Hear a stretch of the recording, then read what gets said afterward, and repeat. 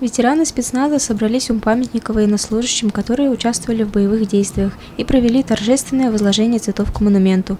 Такие встречи организуются раз в год. Именно в этот день бывшие военнослужащие могут почтить память павшим ребятам, вспомнить былое, рассказать, как сложились судьбы, поделиться друг с другом планами на будущее.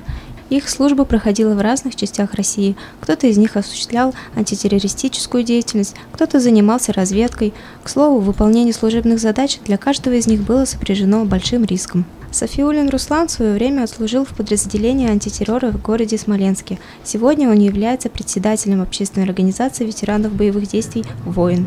Те ребята, которые служили в войсках, скажем, специального назначения, мы в этот день собираемся и отдаем дань памяти павшим ребятам, тем, кто служит. То есть вместе встречаемся, потому что в течение года не со всеми удается пообщаться. А в этот день нас объединяет единственный день, скажем, когда мы можем собраться вместе. Основной особенностью подразделений специального назначения является плотно сгруппированный состав боевой группы, отличная подготовка, внезапность, согласованность действий, а также умелое использование защитных свойств местности, времени суток и погодных условий.